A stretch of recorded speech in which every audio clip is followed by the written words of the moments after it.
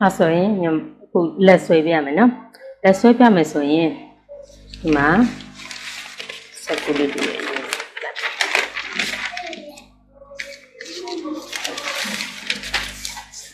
စက်ကူတရယူပြီးသွားပြီဆိုရင်ရှေ့ချမ်းနောက်ချမ်းဂျိုင်းတိုင်းထားတဲ့ဖြေလေးတွေတစ်ချက်မှတ်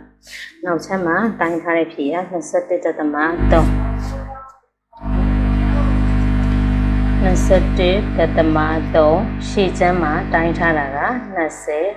20ပေါ့နော်ပေါင်းလိုက်တော့41.3နော်ရှေ့ချမ်းနောက်ချမ်းအဖြေ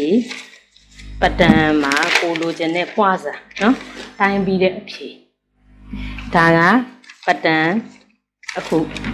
ဆွဲပြီးသားဂျိုင်းကိုလိုချင်တဲ့ဂျိုင်းမူလဂျိုင်းက38မလားမူလကိုတဲ့ဂျိုင်းကကိုတိုင်းခန္ဓာကိုအတိုင်းထားတဲ့ဂျိုင်းက38ဆိုရင်သူက3 to 6ထိပေါင်းလို့ရတယ်ပွားစာအဲ့တော့ကိုကဟိုပေါ့အပွားချုပ်မှာလားအပွားချုပ်မှာဆိုရင်နော်4 5 6အဲ့လိုပေါင်းလို့ရတယ်ပေါ့နော်နည်းနည်းလေးအကျက်ကလေးချုပ်ချင်တယ်ပွဲတက်လိုမျိုးဆိုရင်နော်အမတို့က2 3လောက်ပဲပေါင်းပေးတယ်အဲ့တော့အခုဒီမှာပတန်မှာအခုစစ်ထားတဲ့ညှိထားတဲ့ဂျိုင်းရဲ့အဖြေတိုင်းမယ်ယူပြီးတော့ဆွဲမယ်နော်နောက်ချမ်းက21.3ရှေ့ချမ်း20 41.3ရလို့ရတဲ့ခါကျရင်အမတို့ကအခုဒီမှာ41.3နဲ့ကနေမှာသူကဘလောက်နှုတ်မှာလဲဆိုရင်ဒီမှာကြည့်နော်ကိုက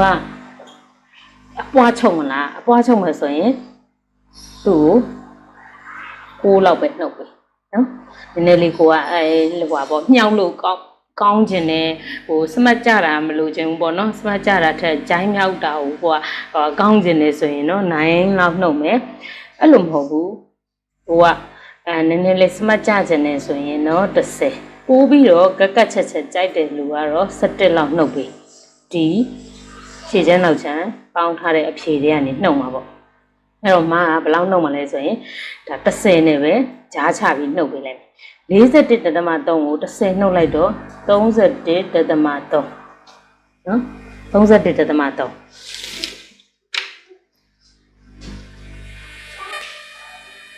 တော့ဒီမှာ31.3 10နှုတ်လိုက်တော့31.3ကို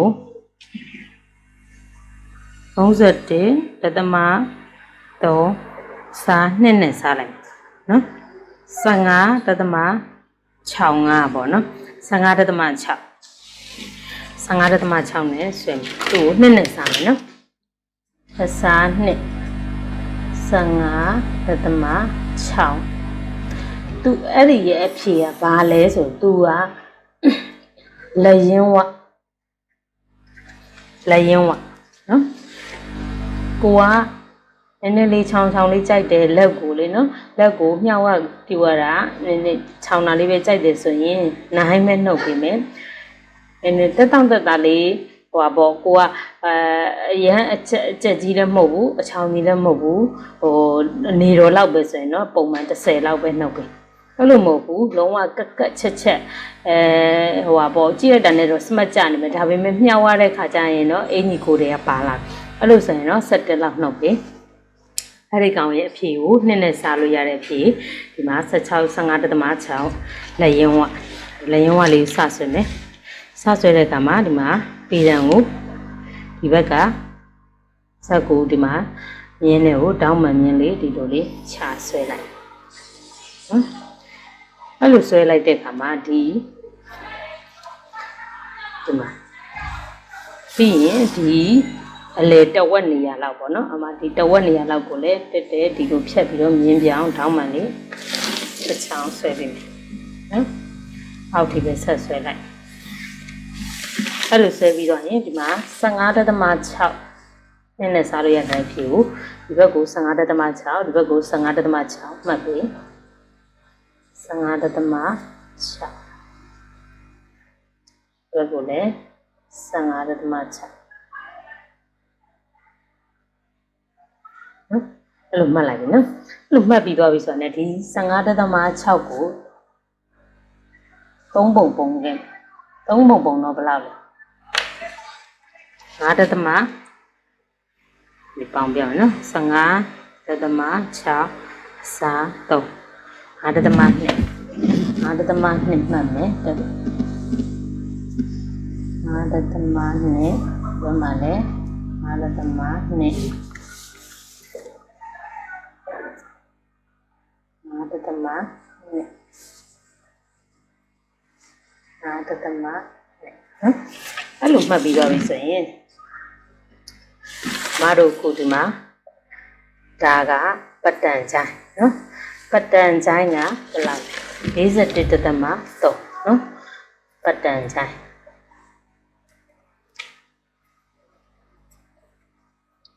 41တသမ3သူ့ကိုနှစ်နဲ့စားတော့ဘယ်လောက်လဲအဲ့တော့သူ့ကိုအမှနှစ်နဲ့စားလိုက်မယ်နော်41တသမ3ကိုစားနှစ်41တသမ3အစားနှစ်20တသမ65 20တသမ65နှစ်နဲ့စားတော့20တသမ65အဲ့တော့အခုဒီ20တသမ65ကိုအနှုတ်1စီရင်နှုတ်ပြီ1စီရင်နဲ့နှုတ်လိုက်တော့19တသမ65ရမယ်နော်19တသမ65ရမယ်ဘာလို့1နှုတ်တာလဲဆိုရင်အမတို့အခုဒီမှာလက်ဆိုရင်လည်းဒီမှာကြည့်သူ့ရဲ့လက်ကဒီလိုမျိုးဟိုလက်ပုံစံလေးဒီလိုအကွေးလေးတွေလေနော်လက်ဆွဲတဲ့ခါမှာဒီရှင်းနောက်ဒီလိုအကွေးလေးတွေလာမယ်ဒါတဲ့ခါမှာဒီမှာဒီလိုအဖြောင်းနဲ့ဒီလိုအကွေးနဲ့ဆိုရင်ဘယ်ဟာကရှည်လဲဆိုအကွေးကတိုင်းလိုက်တဲ့ခါမှာအကွေးကပိုရှည်မယ်အဖြောင်းကတိုးနေလိမ့်မယ်အဲ့ဒီခါကျတော့အခုဒီအမတို့ဒီ20တသမ65နဲ့ဆွဲလို့မရဘူးလားဆိုတော့ဆွဲလို့ရတယ်ဒါပေမဲ့လက်ကလက်ဆွဲပြီးတဲ့ခါမှာတိုင်းကြည့်ရတဲ့ခါမှာ20တသမ65ထက်ပိုနေလိမ့်မယ်ပိုနေတဲ့ဟာကိုတကြောင်းနင်းပြီးတော့ဆွဲတွန်းလေးလုံးမယ်ဆိုရင်တော့ရတယ်တကြောင်းလေးနင်းလိုက်မယ်ဆိုရင်တော့ဒါမှမဟုတ်တကြောင်းမနင်းချင်ဘူးလုံးဝကွက်တိကြခြင်းနဲ့ဆိုရင်တော့1 cm နှုတ်နော်တကြောင်းနင်းမဲ့လူကမနှုတ်လဲရတယ်နော်နင်းမနင်းဘူးလုံးဝကွက်တိကြခြင်းတဲ့လူက1 cm လောက်နှုတ်ပြီနှုတ်လိုက်တဲ့ခါမှာ19တသမ65အဲ့19တသမ65နဲ့ဒီမှာဆွဲမယ်ဒီခုဒီမှာဒီလက်ရင်းဝဒီမှာတိုင်းထားတဲ့ဖြစ်ဒါလက်ရင်းဝတွေကို3ပုံပုံတာနော်လက်ရင်းဝဘယ်လောက်လဲဒီကနေဒီကြီးက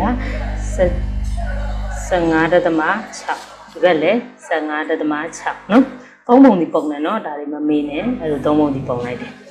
အဲ့တော့ဒီ15တသမ6မှတ်နေရနေမှာ19တသမ65အဖြစ်ကိုမှတ်နော်ဒီမြင်းပေါ်မှာရှိရမယ်နော်အဲ့ဒါလေးကိုမြင်းဆွဲအဲ့တော့ဒီဘက်ကအမှတ်လဲ19တသမ6ရှိရ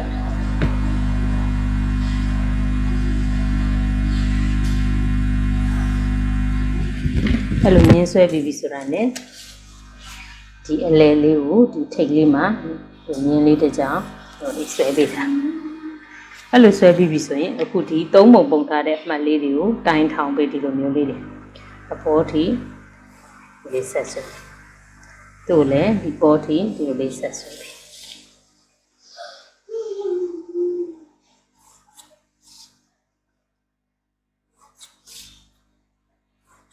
လို့ဆွဲပြီးသွားပြီဆိုတာ ਨੇ ဒီတပုံပေါ့ဒါနောက်ချမ်းဒါရှည်ချမ်းအဲ့တော့ရှည်ချမ်းမှာဒီတပုံရဲ့အပေါ်ကို 2.5 cm တက်ပြီအဲ့တော့နောက်ချမ်းမှာကျတော့ဒီရဲ့တပုံရဲ့အပေါ်ကို2 cm တက်ပြီဒီရှည်ချမ်းမှာဒီအောက်ကဒီတပုံလေးနော်ဒီတပုံလေးရဲ့အောက်ကို 0.5 cm နောက်ချမ်းမှာကျတော့စင်းစရာမလိုဘူးသူ့နောက်ကတိပေခွေးနဲ့ဝိုက်အဲ့တော့ပေခွေးကင်တဲ့ပုံလေးဆက်ကြည့်ပေခွေးကင်တဲ့အခါမှာအခုဒီပေါ်ကမြင်းဒီမှာတားထားတဲ့မြင်းရဲ့ 2.5 တက်ထားတဲ့မှတ်ရဲ့ 0.5 ဆင်းထားတဲ့မှတ်ရဲ့3ခုကိုထိအောင်လို့ပေခွေးလေးနဲ့နော်ပေခွေးကင်တဲ့ပုံလေးဒီလိုမျိုးလေးနော်အဲ့လိုထားပြီးသွားပြီဆိုရင်နောက်ချမ်းမှာလည်းအဲ့လိုပဲဒီမြင်းနဲ့ဒီ 2cm နဲ့ဒီတပုံနဲ့ကိုဒီလိုလာဝိုက်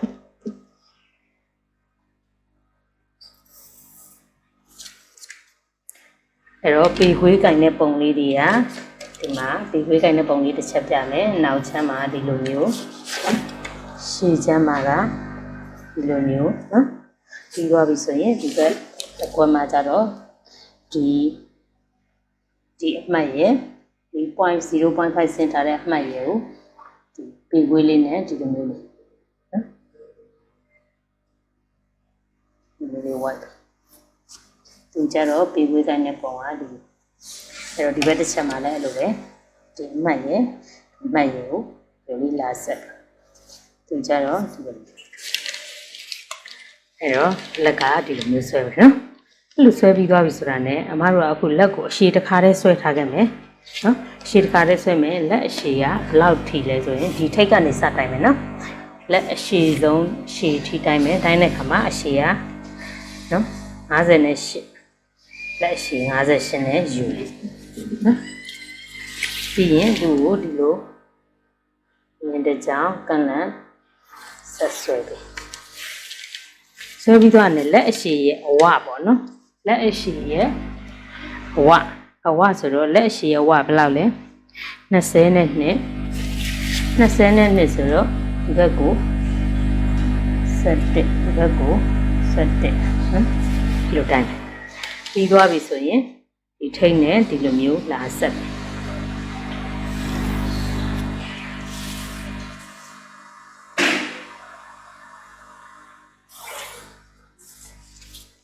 အဲ့လိုနော်အဲ့တော့လက်ကတော့အရှိပဲပတ်တံမှာဆွဲထားမယ်ပြီးမှကိုလိုချင်တဲ့လောက်ပေါ့ကိုကအတူလိုချင်နေဆိုရင်ဒီထိတ်ကနေကို16ဆို16 18ဆို18ဖြတ်မယ်1000လောက်1000ပေါ်လောက်ဆိုရင်28ဆို28စကားဆိုရင်40ဆို40ကိုလိုချင်တဲ့အရှိကိုဒီကနေဖြတ်ချသွားမယ်အဲ့တော့လက်ပတ်တံကတော့ဒါပဲအဲ့တော့ဒီအရင်လို့ပြီးသွားဆိုအမလက်ပတ်တံလေးတစ်ချက်စစ်ပြမယ်နော်အခုအမတို့ဒီတပတ်လေလုံးပေါ့နော်ဒီတပတ်လေလုံးမှာဒီ41.3ပတ်တန်ချိုင်းအဖြစ်ရှိမရှိဒီမှာစစ်ပြမယ်နော်ကြည့်ရအောင်ဒီထိတ်ကနေဆက်လိုက်မယ်ပြီးရင်ဒီကောပေတန်အပြော်လေးနဲ့စစ်တော့ဒီမှာ20.5ရတယ်ဒီမှာပေတန်လေးကိုတစ်ချမ်းစီစစ်ပြမယ်ဒီနောက်ဆက်20.5ရှိချင်းမှာက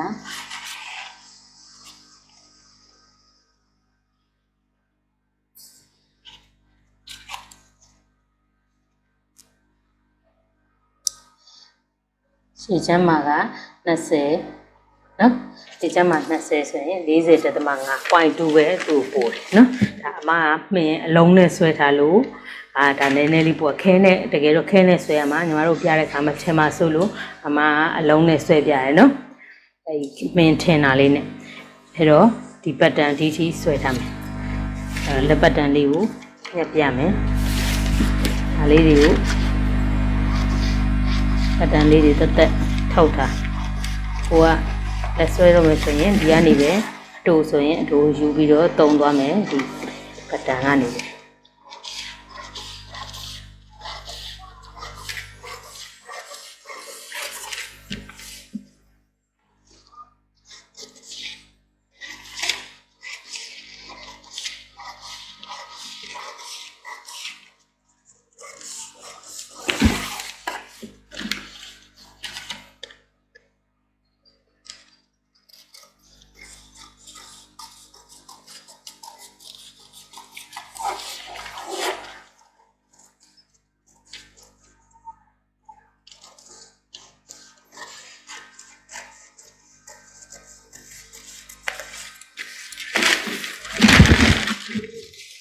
အဲ့တော့